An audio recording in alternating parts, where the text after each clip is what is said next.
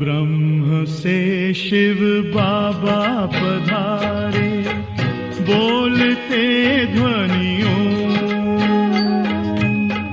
ब्रह्म से शिव बाबा पधारे, बोलते ध्वनियों। ब्रह्म मुख से मधुर वाणी, बोलते ध्वनियों।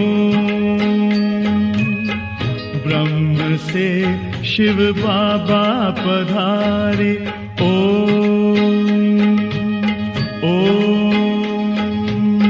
ओम शांति। आज 12 जुलाई 2024 बाबा के महावाक्य हैं, मीठे बच्चे तुम्हें साहिबजादे तो शहजादे बनना है, इसलिए ईशाद की यात्रा से अपने विकर्मों को भस्म करो।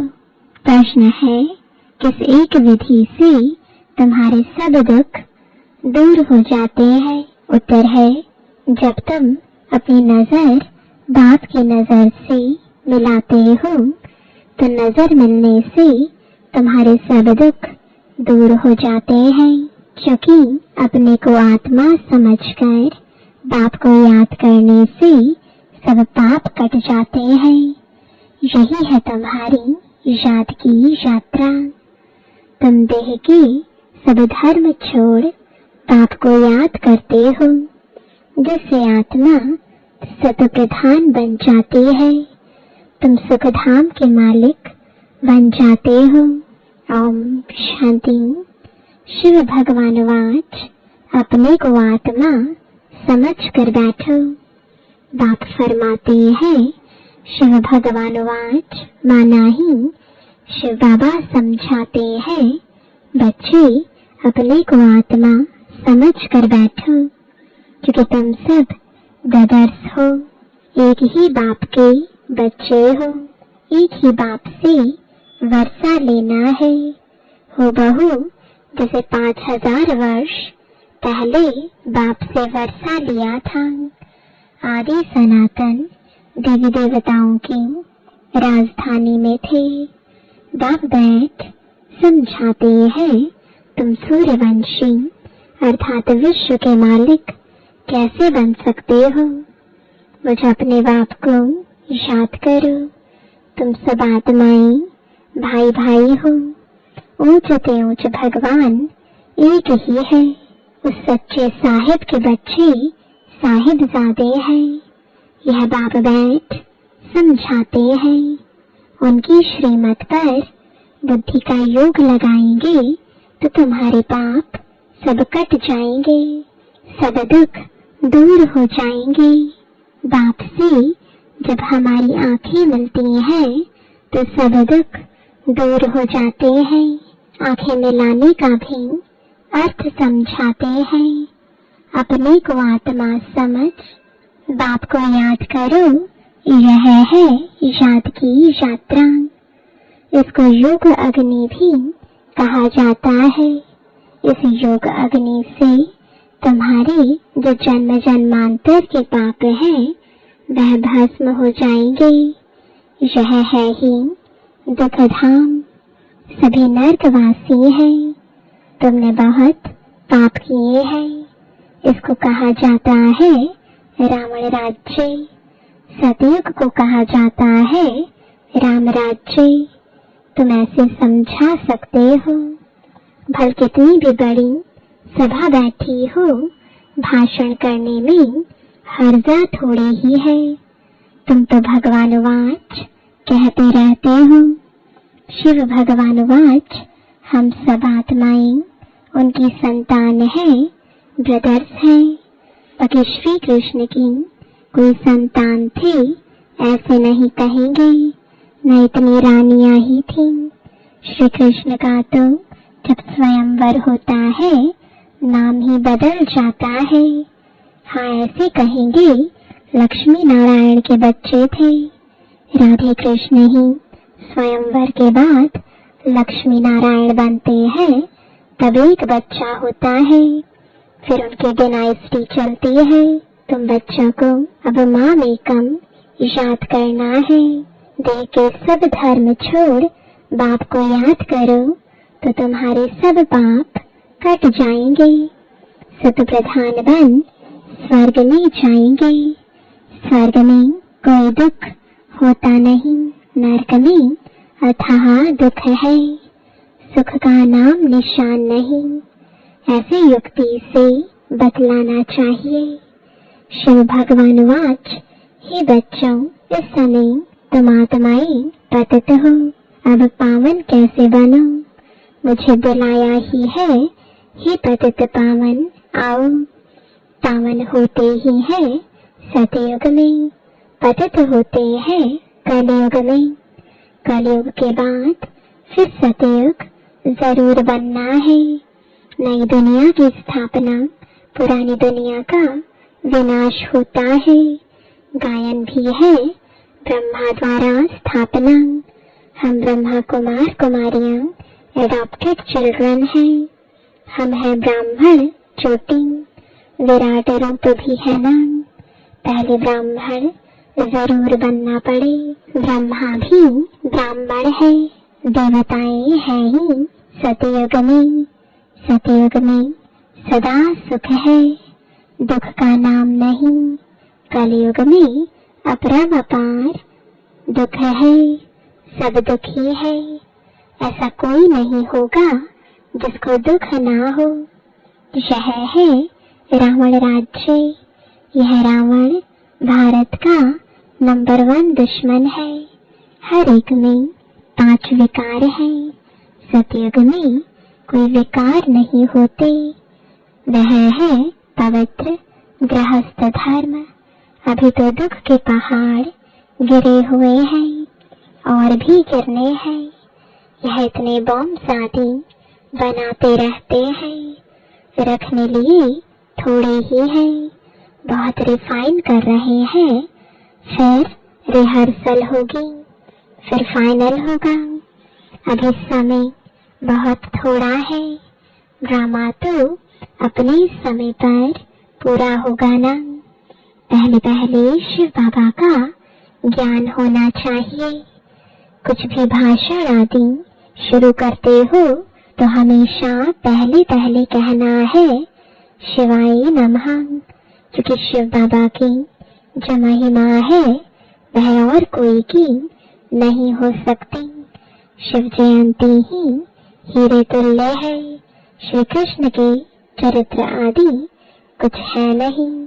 सतयुग में तो छोटे बच्चे भी सत प्रधान ही होते हैं। बच्चों में कोई चंचलता आदि नहीं होती। श्री कृष्ण के लिए दिखाते हैं, मक्खन खाते थे, यह करते थे। यह तो महिमा के बदले और ही ग्लानि करते हैं। कितना खुशी में आकर कहते ईश्वर सर्वव्यापी है, तेरे में भी है, मेरे में भी है। यह बड़ी भारी ग्लानि है, परंतु तमो प्रधान मनुष्य इन बातों को समझ नहीं सकते। तो पहले पहले बाप का परिचय देना चाहिए। वह निराकार बाप है, जिनका नाम ही है कल्याणकारी शिव, सर्व का सद्गतिदाता। वह निराकार बाप सुख का सागर, शांति का सागर है। अब इतना दुख क्यों हुआ है? क्योंकि रावण राज्य है। रावण है सबका दुश्मन, उसको मारते भी हैं, परंतु मरता नहीं। यहाँ कोई एक दुख नहीं है, अपरम अपार दुख है। सतयुग में है अपरम अपार सुख। 5000 वर्ष पहले बेहद के बाप के बच्चे बने थे और यह वर्षा बाप से लिया था। शिव बाबा आते हैं जरूर, कुछ तो आकर करते हैं ना, एक्यूरेट करते हैं, तब तो महिमा गाई जाती है, शिवरात्रि भी कहते हैं। फिर है श्री कृष्ण की रात्रि। अब शिवरात्रि और श्री कृष्ण की रात्रि को भी समझना चाहिए। शिव तो आते ही हैं बेहद की रात में। श्री कृष्ण का जन्म अमृत वेले होता है, न कि रात्रि को। शिव की रात्रि मनाते हैं, परंतु उनकी कोई तिथि तारीख नहीं। श्री कृष्ण का जन्म होता है अमृत वेले। अमृत वेला सबसे शुभ मुहूर्त माना जाता है। वो लोग श्री कृष्ण का जन्म 12 बजे मनाते हैं, परंतु वह प्रभात तो हुई नहीं। प्रभात सवेरे 2-3 बजे को कहा जाता है, जबकि सिमरन भी कर सके। ऐसे थोड़े ही 12 बजे विकार से उठकर कोई भगवान का नाम भी लेते होंगे। बिल्कुल नहीं। अमृत वेला 12 बजे को नहीं कहा जाता। उस समय तो मनुष्य पतित गंदे होते हैं, वायुमंडल ही सारा खराब होता है। 2:30 बजे थोड़े ही कोई उठता है। 3-4 बजे का समय अमृत वेला है। उस समय उठकर मनुष्य भक्ति करते हैं। यह टाइम तो मनुष्यों ने बनाए हैं, परंतु वह कोई समय है नहीं। तो तुम श्री कृष्ण की वेला निकाल सकते हो, शिव की वेला कुछ भी नहीं निकाल सकते। यह तो खुद ही आकर समझाते हैं। तो पहले महिमा बतानी है शिव बाबा की। गीत पिछाड़ी में नहीं, पहले बजाना चाहिए। शिव बाबा सबसे मीठा बाबा है, उनसे बेहद का वर्षा मिलता है। आज से 5000 वर्ष पहले यह श्री कृष्ण सतयुग का पहला प्रिंस था। वहाँ परम अपार सुख थे। अभी भी स्वर्ग का गायन करते रहते हैं। कोई मरता है तो कहेंगे फलाना स्वर्ग गया। अभी तो नरक है, स्वर्ग हो तो स्वर्ग में पुनर्जन्म ले सके। समझाना चाहिए, हमारे पास तो इतने वर्षों का अनुभव है, वह सिर्फ 15 मिनट में तो नहीं समझा सकते। इसमें तो टाइम चाहिए। पहले तो 1 सेकंड की बात सुनाते हैं। बेहद का बाप जो दुख हरता सुख करता है, उनका परिचय देते हैं। वह हम सब आत्माओं का बाप है। हम भी के सब शिव बाबा की श्रीमत पर चलते हैं। बाप कहते हैं तुम सब भाई भाई हो, मैं तुम्हारा बाप हूँ। मैं 5000 वर्ष पहले आया था, तब तो शिव जयंती मनाते हो। स्वर्ग में कुछ मनाया नहीं जाता, शिव जयंती होती है, जिसका फिर भक्ति मार्ग में यादगार मनाया जाता है। यह गीता एपिसोड चल रहा है। नई दुनिया की स्थापना ब्रह्मा द्वारा, पुरानी दुनिया का विनाश शंकर द्वारा। अब इस पुरानी दुनिया का वायुमंडल तो तुम देख रहे हो। इस पतित दुनिया का विनाश जरूर होना है। इसलिए कहते हैं पावन दुनिया में ले चलो। अथाह दुख है, लड़ाई, मौत, विधवापना, जीव घात करना। सतयुग में तो अपार सुखों का राज्य था। यह एम ऑब्जेक्ट का चित्र तो जरूर वहां से ले जाना चाहिए। यह लक्ष्मी नारायण विश्व के मालिक थे। 5000 वर्ष की बात सुनाते हैं। इन्होंने कैसे यह जन्म पाया, कौन से कर्म किए जो यह बने। कर्म अकर्म विकर्म की गति बाप ही समझाते हैं। स्वर्ग में कर्म अकर्म हो जाते हैं। यहाँ तो रावण राज्य होने कारण कर्म विकर्म बन जाते हैं। इसलिए इसको पापात्माओं की दुनिया कहा जाता है। लेन देन भी पाप आत्माओं से ही है।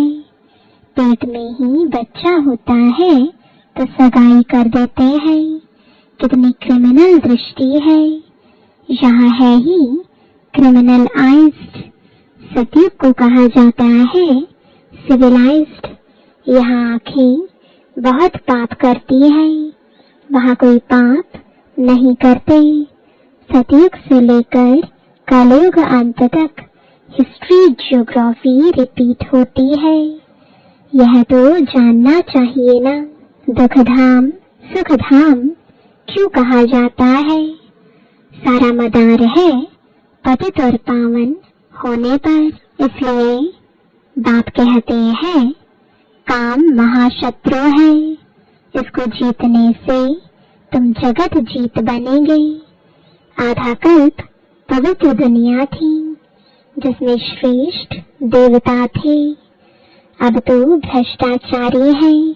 एक तरफ कहते भी है यह भ्रष्टाचारी दुनिया है, फिर सबको श्री श्री कहते रहते।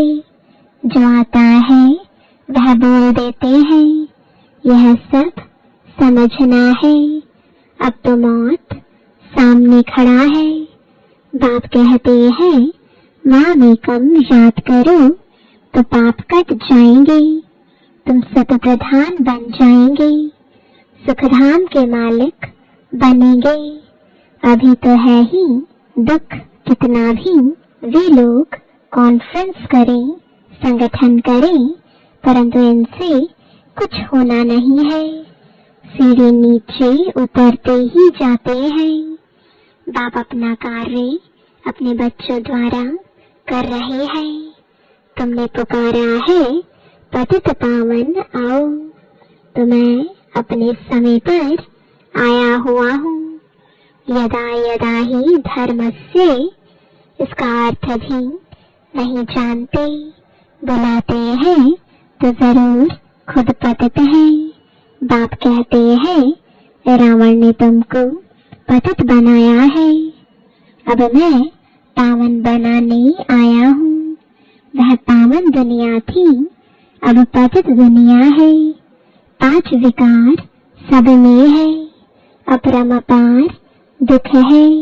सब तरफ अशांति ही अशांति है। जब तुम बिल्कुल तम प्रधान पाप आत्मा बन जाते हो तब मैं आता हूँ। जब मुझे सर्वव्यापी कहे मेरा उपकार करते हैं, ऐसे ऐसे का भी मैं उपकार करने आता हूँ। मुझे तुम निमंत्रण देते हो कि इस पतित रावण की दुनिया में आओ, पतित शरीर में आओ। मुझे भी रथ तो चाहिए ना, पावन रथ तो चाहिए नहीं। रावण राज्य में है ही पतित, पावन कोई है नहीं। सब विकार से ही पैदा होते हैं। यह विशियस वर्ल्ड है, वह है वॉइसलेस वर्ल्ड। अब तुम तम प्रधान से सत प्रधान कैसे बनेंगे? पतित पावन तो मैं ही हूँ। मेरे साथ योग लगाओ। भारत का प्राचीन राजयोग यह है। आएंगे भी जरूर गृहस्थ मार्ग में। कैसे वंडरफुल रीति आते हैं।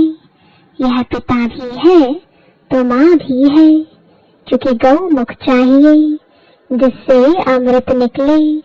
तो यह माता पिता है।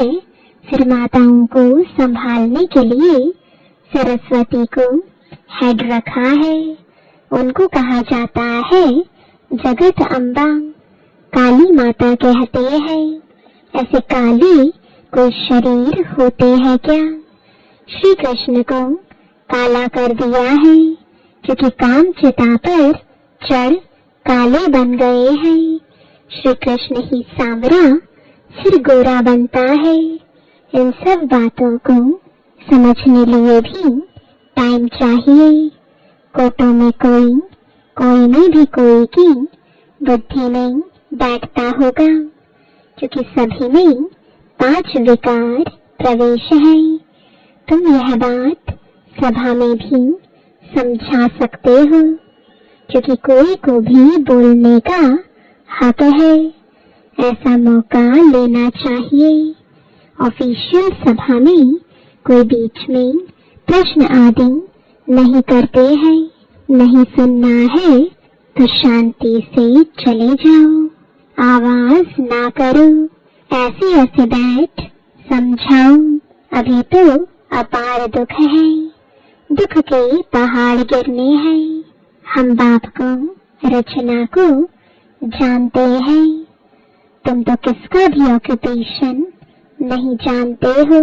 बाप ने भारत को पैराडाइज कब और कैसे बनाया था, यह तुम नहीं जानते हो। आओ तो समझाए। 84 जन्म कैसे लेते हैं।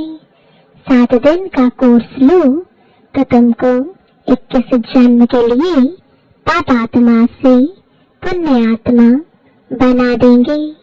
अच्छा, मीठे मीठे सिकिलदी बच्चों प्रति माता पिता बाप दादा का याद प्यार और गुड मॉर्निंग। रूहानी बाप की रूहानी बच्चों को नमस्ते। रूहानी बच्चों की रूहानी बाप दादा को गुड मॉर्निंग और नमस्ते। धारणा के लिए मुख्य सार है। पहला, कर्म अकर्म विकर्म की गुह्य गति जो बाप ने समझाई है, वह बुद्धि में रख पाप आत्माओं से अब लेन देन नहीं करनी है। दूसरा, श्रीमत पर अपना बुद्धि योग एक बाप से लगाना है। सत प्रधान बनने का पुरुषार्थ करना है। दुख धाम को सुख धाम बनाने के लिए पतित से पावन बनने का पुरुषार्थ करना है। क्रिमिनल दृष्टि को बदलना है। वरदान है नॉलेजफुल बन सर्व व्यर्थ के प्रश्नों को यज्ञ में स्वाहा करने वाले निर्विघ्न भव। जब कोई विघ्न आते हैं तो क्या क्योंकि अनेक प्रश्नों में चले जाते हो। प्रश्नचित बनना अर्थात परेशान होना।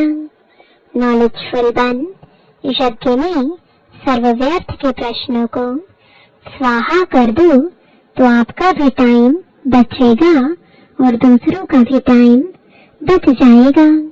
इससे सहज ही निर्विघ्न बन जाएंगे। निश्चय और विजय जन्म सिद्ध अधिकार है। इस शान में रहो तो कभी भी परेशान नहीं होंगे। स्लोगन है सदा उत्साह में रहना और दूसरों को उत्साह दिलाना, यही आपका ऑक्यूपेशन है। ओम शांति।